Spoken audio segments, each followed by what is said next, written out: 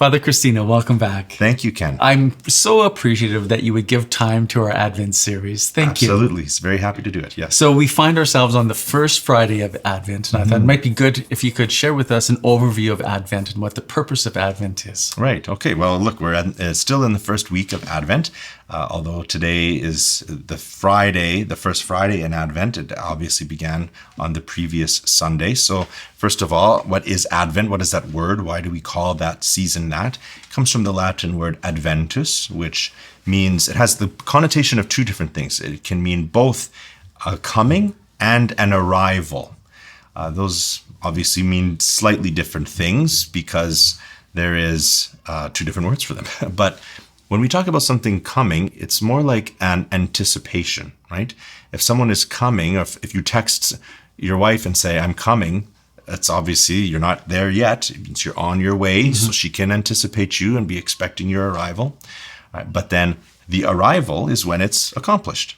And so when something is there. In Advent, then, we're focusing our attention on two different comings of Christ, as the fathers have called it. There is a recollection upon the first coming of Christ in the flesh, which is what we are celebrating in the mystery of his incarnation and the celebration of Christmas. But then there is also a coming of Christ at the end of time, the coming that we are awaiting still to this day. So in a certain sense, Christmas is about celebrating his arrival when he came as man, as an infant, and then the coming of Christ at the end of time, which we are still waiting for, but which we know is still coming, is still on its way. So the season of Advent is meant to give us every year a period of time in which we reflect upon those two comings of Christ. It's also important to remember that it is the start of a new year for us as Catholics. So we could wish each other a happy new year, because the liturgical year is the cycle that we follow, not just the calendar year. And so every year when we begin the first Sunday of Advent, we say that we have entered into a new liturgical year. It's how we inaugurate our observance of our yearly cycle of the worship of God. And that is calculated by using December 25th, on whichever day it falls, and going back 4 Sundays. And so Advent can vary in length. Imagine Christmas is on a Monday, you're only going to have a few hours of the 4th week of Advent. Right. Because it'll be the Sunday immediately before. And when that happens, it's exhausting as a priest, I have to tell you, because you barely finish your 4th Sunday of Advent Masses in the morning, and then you have to get ready for Christmas Eve Masses that same night. Yes. And then the next day you've got Christmas, and you had a full weekend already, so it's exhausting when Christmas is on a Sunday, on a Monday. But pastors also don't like when Christmas falls on a Sunday, because it replaces one of our collections. We're kind of counting on Christmas on a weekday, because then you still get a 4th Sunday of Advent. Thank you for your honesty. I have to say there's downsides to the variations that we experience in the dating of Advent. But all of that aside, the point is we go backwards to whatever the 4 Sundays away from Christmas is, and then we have the 1st, 2nd, 3rd, and 4th Sundays of Advent, which are helping us to enter into that spirit of preparing. And you'll even notice it in the way that we have the gospel at Mass. At the beginning of Advent, we know that we concluded the liturgical year always by hearing for a couple of weeks from Matthew, Mark, or Luke's Gospels, Jesus preparing his followers for the end of time. So those are the last Gospels that we will hear for the last couple of weeks of ordinary time, about the end of time.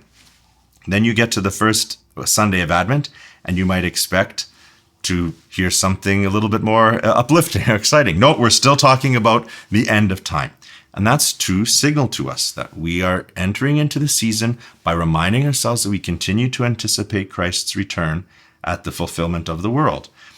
Only after we have gone through that do we then shift our attention towards preparing for his first coming, which is what we are going to be celebrating at Christmas. And so it's really important for us to remember both that coming and that arrival. Those themes are what characterize Advent. We wear purple during Advent, or violet, as we might say. I'm colorblind, so I don't pay very much attention to this, but apparently there's meant to be 2 different shades of purple. that are used in Advent versus Lent. In Advent, we have what is meant to be a more royal purple, which is a sign to us of Christ coming as our King, contrasted with the purple of Lent, which apparently has a much more red hue to it, which is, I guess, a signal of Christ's passion and his suffering and death that we are preparing to enter into during the season of Lent. But both of those are signs to us of penance. We use the color purple in our liturgical life to remind us that we are entering a season of penance, except for 2 Sundays of the entire year on which you will see rose-colored vestments, or maybe what you would call pink vestments, on the 3rd Sunday of Advent and on the 4th Sunday of Lent, because each of those days shows us that we are more than halfway towards Christmas and Easter. And so on those 2 Sundays, we wear these rose-colored vestments to remind us of the joy that we are not meant to lose sight of in the midst of this season of penance because of what we're anticipating to come. So Advent is really certainly a joyful time because we're gearing up for Christmas, but it's also still meant to be a penitential time, a time where we are trying to prepare ourselves for the coming of Christ, not just that we will commemorate at Christmas, but his eventual coming at the end of time. So when the rest of the priests around the world are putting on rose vestments or purple vestments, are you putting on gray ones?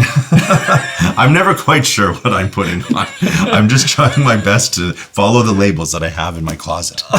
So it's a silly question. You'd label them then? Some of my vestments I have to have labeled because I just can't, especially between the red and the green. I can't tell the difference between them.